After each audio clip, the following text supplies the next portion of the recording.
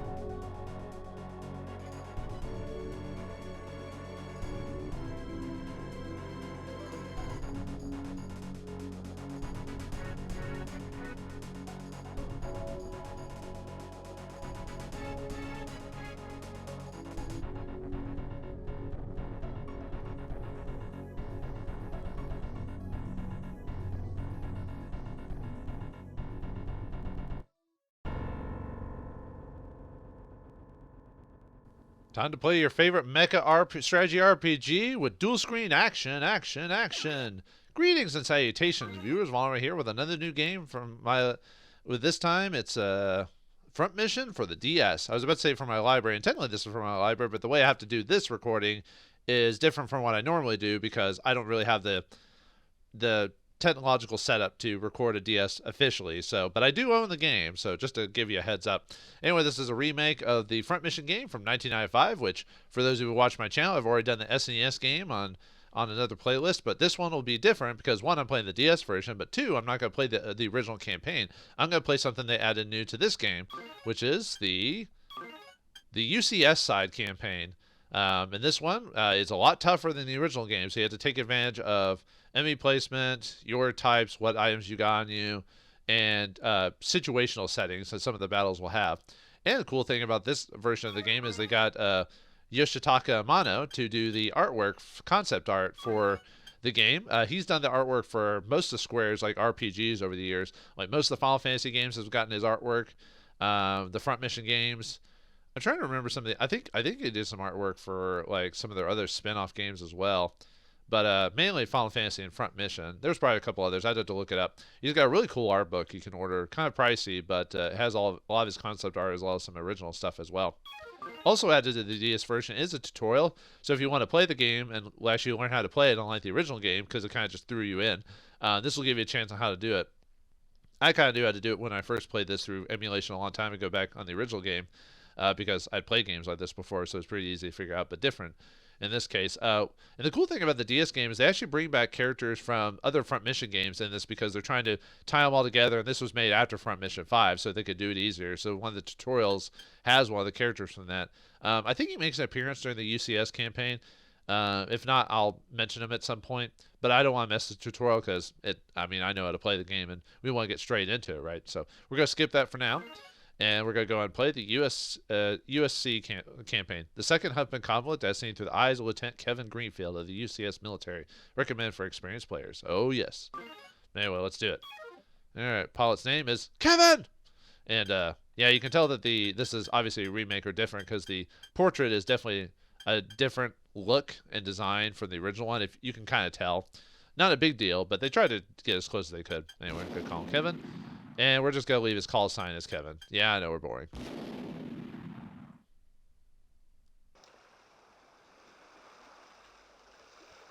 Near UCS Columbia, UCS Navy carrier Santa Barbara.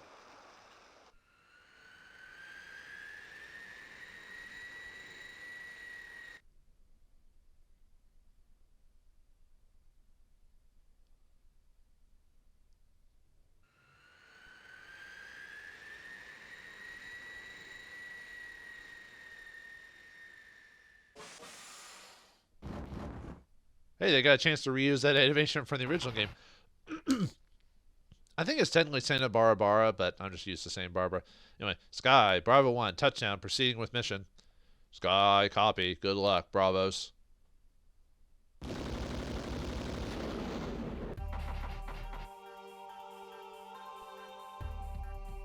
And they've got new music for this campaign as well. Nice.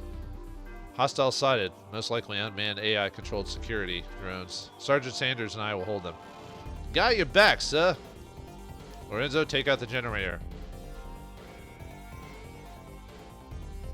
Copy that, sir. All right, let's do this. Okay, so we've got 3 units here. We got Kevin in the Lynx, Johnny in the Mirage, and Chestnut, Matthew in the Chestnut. They're all the same model, by the way. Kevin and Matthew are the same build. They have siege machine guns, calm punches, WS2 shields, and PIS-3 missiles. Interesting, a new thing to the DS campaign is, or DS game in general, is because of the dual screen function. You can now get all your stats on one screen, and then the main game on the other screen, as you can see here. So it tells it without having to go into a multitude of menus. It just shows it off. The only bad thing is we now can't look at the profile picture anymore via this. So oh well, not much we can do about that. Also, another thing for the DS version is now we can get little extra details on the other screen. So in this case, it tells us what the each standing position is. So this, for example, is night grass, or grass at night. It has 70% cover, which that means that affects to hit a person in that location, which is affected by your hit percentage and also affected by the character's dodge ability as well. Also, the numbers there, when it says normal 3 or hover 2, that means that's how many movement points it takes to move through that square. So if you look at the character model here under legs, under the legs HP, it says move 12, which means I can move 4 spots because of these legs, and anything that was a normal 3, because all our characters have normal legs. You can also buy treads, hover, and tires over the course of the game. I prefer bipedal normal legs for the most part because they're the most maneuverable, but that's up to you depending on your situation. But yeah, looks like we've got concrete, we've got grass, and I think, let's see, I thought there was like one other type in here. I guess it doesn't really matter. We also got trees we can stand behind, which are inaccessible, so because they can't do anything. So for this first section, Matthew is not available. His objective is to destroy the generator, and you'll know why here in a second. And also, we got 2 enemies here. Gus, okay stats, got a lot of movement. Level 1, and they've got Gus machine guns. And these guys can do a lot of damage to us because we are only 3 against 2, and this is too early in the game, so we have to be very careful. So right now, we do not want to move from our spot. We just want to stay put. We want to reduce we want to reduce our damage as much as we can. So, and right now they can see us clearly. Uh-oh. Oh no, Jack in the Box. They're Jack in the Boxing it. Ah, no. 6 of them. We can't handle 6 guys. Not on our own. We'll get destroyed. Run! But yeah, we don't want to encounter these guys right now, so we're gonna back off and wait for Matthew to take out the generator. Because seriously, if all these guys pile on us, they will destroy us. Lorenzo, what's the holdup? All right, we want to move one more time. Although technically, we won't have to worry about it, but because Matthew will take care on his turn. So, charge is sent. Light it up. Switch to night vision. All right, now we got a new mechanic in this game. Night conflict. Oh, in this case, what night vision is, well, night vision allows us to see perfectly, but in night mode, the enemy cannot attack us unless we're basically right in front of them. So we basically just need to move up and start attacking them. I do not want to use missiles here. I want to use that for another next encounter. But so, and now that Matthew has taken out those guys, he can now move to attack. So, but yeah, these guys will not move from their spot unless I stand like basically right in front of them. Oh, and one new thing to this game is the enemies can use items on each other. In the previous game, they weren't it was in the game files, but they were never actually commanded to do it. They never use items in the original game at all. In the DS version, they fixed that. They now will actually use items. They'll mainly use chafe. So every once in a while, I've seen them use flash and acid and smoke, but mainly chafe seems to be their highest priority. So, but anyway, let's start attacking these guys. So we'll go with Lorenzo first and hit him with the Winnie rifle. It's get one shot, but it does like a lot of damage if it hits. We'll see what happens though. I could miss. Oh, or I destroy him instantly. I just got supremely lucky there. Now the thing is, the enemies, since they're in total blackout, they have a really low percentage to hit us. I think it's like 25%, but they still possibly can't hit me. It might be a higher percentage. I just know it's really low. So 9 times out of 10 they'll probably be missing me, but we'll see what happens. But yeah, now we can just gang up on these guys with no problem. Now they won't wreck us. Ooh, nice. Kevin taking them out for body shots. Yeah, time to go to the bar and get some body shots. Alright, but yeah, now these guys are no longer a threat. Because like I said, if all 6 of those guys had come up and attack us, we would not have a pleasant day. No sirree. No, I'm not using my missiles right now. Not in this first half. Spoilers, there's more to this battle than just the first half. There's more to this battle than just this section here. Let's just move. I kind of want to have everyone kind of working at the same time, so I want to move everyone close enough. So, oops, nope. Yeah, I don't want to use my missiles. All right, let's go after him again. All right, Lorenzo. Let's try that rifle thing again. Let's see how that works. See if it hits him or not. And yes, for whatever reason, the rifle is a short weapon. Which short and fight weapons basically mean I have to get like right up on the person to hit them, so which is weird. Although they did in the DS version, they did actually add rifle weapons that actually hit more than just a single square. Ah, you got a good lucky shot there. Well, he does have four shots to possibly hit me, so I guess that means there's a chance he could hit me. The more chances to hit, you know. All right, nice. Getting all the experience in Kevin apparently. Alright. Yeah, the guy got destroyed like right in front of him. Are you gonna attack us? No, because we're not standing right in front of you. You would think you'd want to use the missiles for this part to attack them, because then you wouldn't take any damage. You wouldn't want to do that. Like I said, this is because this mission's harder. You have to. Oh, nice. You don't want to. You don't want to like waste all your resources at the very beginning, especially if you've never played the game before. Luckily, I have for the most part. So. Alright, let's head on to the other group and we'll finish the first section off. Yeah. Yeah, if you just started going after the Gus like immediately, we would have taken like a ton of damage, maybe even possibly get destroyed if we didn't attack them in the darkest.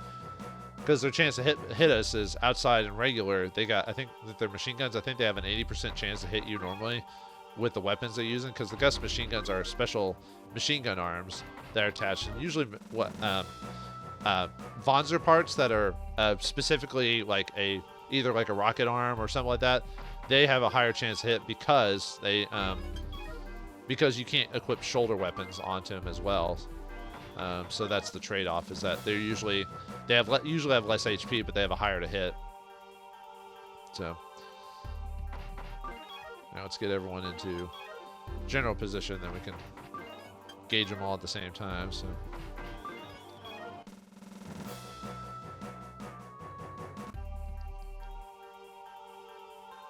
Alright. Yeah, I kind of like going in with a guy with the rifle. The only problem is if he misses, that's it. There's no extra possible damage, so. Wow, I'm getting really lucky with my shots. Usually I don't hit the body half the time, it seems like. I guess I'll just move everyone close by and just wait till next turn and then surround the guy. Even though they can always counterattack, but I don't know, I just like waiting to do it. Although sometimes in the game it's almost better to actually attack during the enemy's turn and not your own turn. So I hit one of his machine gun arms, but it wasn't the one he attacked with, so. Yeah, sometimes if you choose like a weapon type and if it gets destroyed before you use it, you don't get to use it, so. I mean, that makes sense, but you know what I mean. Oh, not bad. Oof. Well, that wasn't too much damage, actually. It was only 2 damage to my arm. Alright, let's hopefully finish this guy off. We should be able to. Our percentage of hit's pretty good. Or not. I mean, we hit. Ah, what? Man, did quite a bit of damage to me in the body. Alright. Yeah, a lot of times you want to attack during the enemy's turn, and just during your turn, maybe like heal or use an item or something like that. But, alright, not bad. I mean, yeah, we took more damage to the body than I would have liked, but. Sky, Bravo 1, landing zone is secured, over. Sky, copy. Alpha team, you have the green light. Alpha 1, copy. She looks familiar. Yeah, it's probably nothing. Why didn't you guys come in through parachutes? Good work. You're right on time. Thanks. We got things under control up here. Go on down. I hope you're right. Alpha Team, let's go.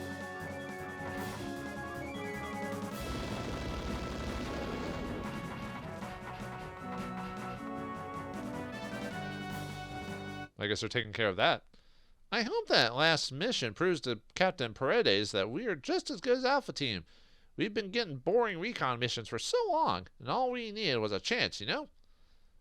Bravo's B for backup. That's the way it's set up. We do our job so Alpha can do theirs. But, sir, I'm confident we can hold our own Alpha's level if we need to.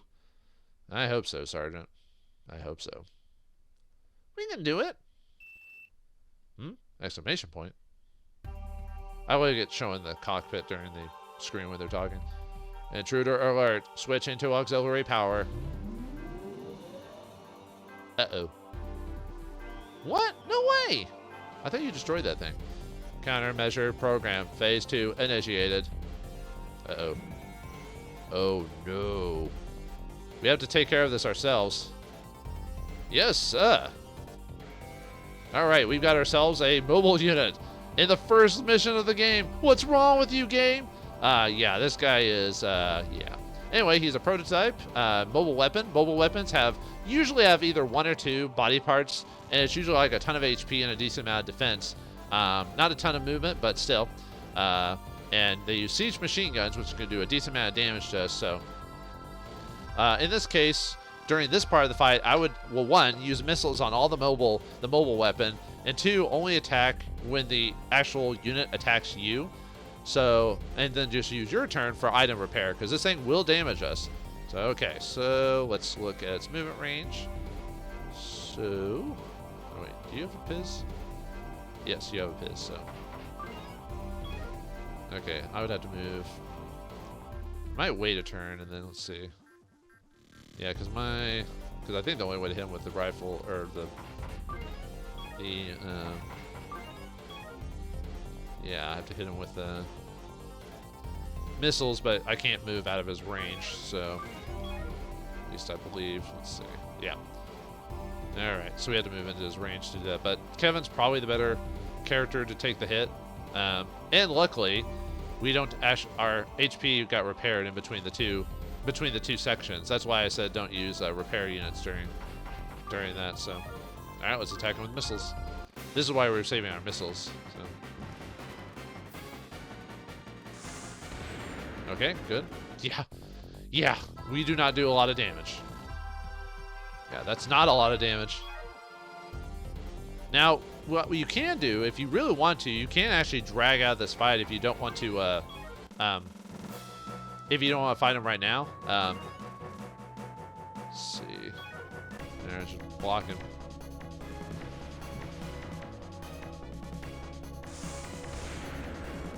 Oof. All right. Okay, need to move in close because of his missiles. So, but yeah, he's got the. Sorry, I forgot to mention the MGR-IB, which is missiles, which is 3 to 5 movement. So I need to be within his range. So what I want to do on my turn is I just want to use a repair on my arm. You want to, your legs, you can let if your legs get hurt, don't worry about them. You can leave them alone or whatever. Let's see. 3 to 5, so 5. So I need to move.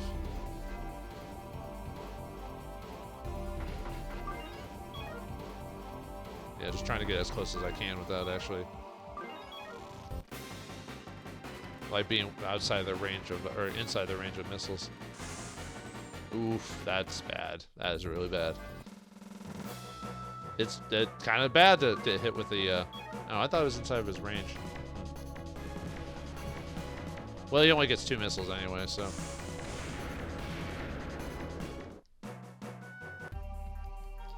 Alright, now he has to move into close quarters too.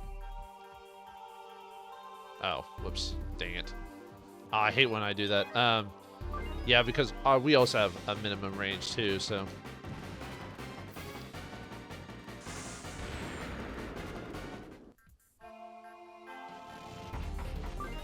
let's go. Yeah, let's go and repair the arm. Because, like I said, protect your arms and body, obviously.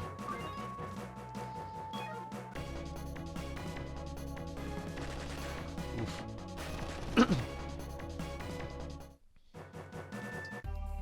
Alright, let me back up with you so I can actually use your missiles.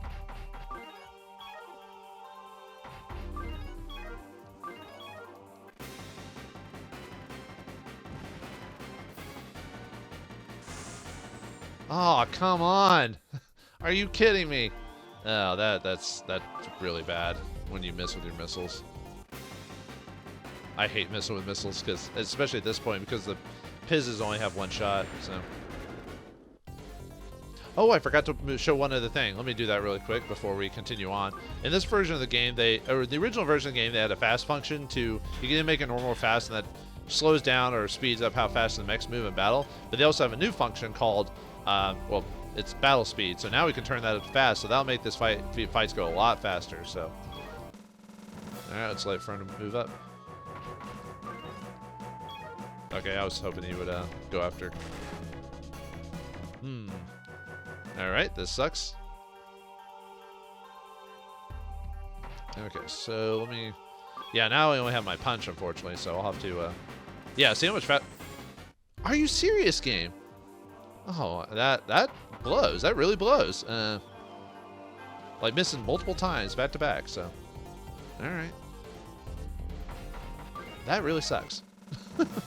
Missing so many times. Alright, let's try it again.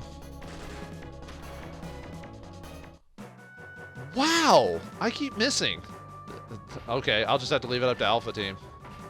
Yeah, if you wait long enough, you can actually run away from this thing and not fight it at all. And let Alpha Team take care of it, because they're actually better prepared for this. I thought you had things under control. Sorry. Let's just take care of this quickly. Let's go, Alphas. You can actually defeat it before she gets here, but, yeah. That was bad. I missed so many times. That's so stupid. I hate it. Yeah, we're out of Piz missiles, too, so... yeah, I can't do anything with you. Alright, and Alpha Team is under EPC mode, so... Like I said, it is possible to beat them, but, no. Let's see, I'm out of missiles, so yeah, just let Alpha Team take care of it, so... I was hoping to actually try to beat them before they actually got there, but... Oh yeah, I guess I should actually show their models. So... Yeah, they're... Oh, let me guess, they're gonna hit every time, right? Jeez. Yeah, they're gonna hit every single time. Anyway, the Alpha Team is, yeah, as you can see with at least Maria, anyway. Her two associates in the Hounds or Black Hounds, they're just general AI, nothing crazy about them. They got missiles. They got basically the same setup as we do, or at least Kevin and Lorenzo, or sorry, Kevin and Matthew. However, Maria is in a different mech, as you can see there. She's level 27. Look at her stats there. We've got a really good short stat and a lot of HP. She can handle these guys, no problem. Although she's got punching weapons, and yet she has a really good short stat. Okay, but yeah, just let them take care of it. So, oh well. I would have liked to get the experience for killing him, but not much I can do on that. I kept missing so many times. Like, that was so unfair. Oh, and of course she does all that damage, so I could have maybe sniped the kill or something like that, but no, I moved too far away. I won't be able to now. Oh, she's gonna counter the punch, so never mind. Yep. Oh well. We got it. We're running late. Are you done up here?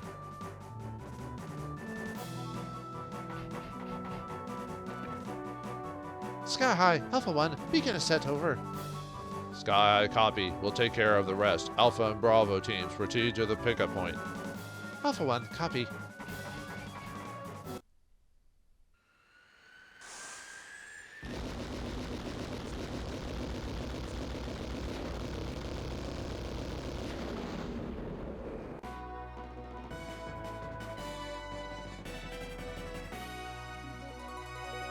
What a way to finish a mission, all right? But anyway, for defeating the mission, we get 2,000 dollars, and we get reward, and we still get the reward for defeating the prototype, even though we didn't do it. But we don't get the experience, unfortunately. We get 1,395 Huffman dollars for killing the bounties. Bounties are what happens when you kill enemies in battle. So near UCS Columbia, UCS Navy carrier Santa Barbara.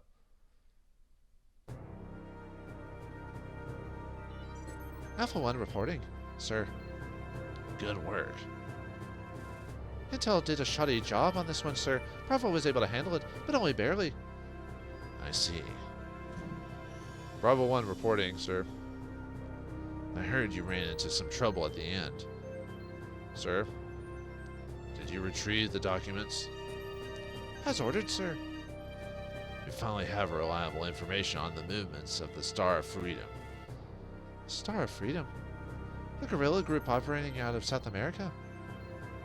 One of the largest. Rumor has it certain weapon manufacturers have been outfitting them. We'll send this data to Intel for analysis. We should be able to pinpoint their HQ in no time. Good work, both of you. Yeah, no thanks to us. Alpha had to do all the hard work. They're analyzing the data we recovered from the last mission right now. We'll probably make a move against the Star of Freedom headquarters real soon. I did great today, didn't I, sir? They'll fear the name of Matthew D. Lorenzo for generations. I don't even think anyone talks about you past this game. Yes, you sure inspired fear in those computer-controlled drones, Lorenzo. War is not a game. It'll be different against live opponents. Easy, boys. You both did good. Now get some rest, okay? Yeah, this game really, this pathway kind of really reminds me of Front Mission 4. I almost like this one a lot more than the original game, to tell you the truth, because I think it has hindsight as well as different writers on it that to get a bit more polished. Because Front Mission, you know, it was from a simpler time. Not that saying it's worse. I'm just saying that they had a bit more time to work on the story and flesh it out a bit more after all these other games posted. But anyway, we were able to survive our first encounter with Bravo team, and with Alpha's help, we'll be able to defeat a mobile weapon. Will we have to fight more mobile weapons? Will we fight the Star of Freedom? Find out next time in the next episode of Front Mission DS. Thanks for watching. Hope you enjoyed, and I'll see you next time.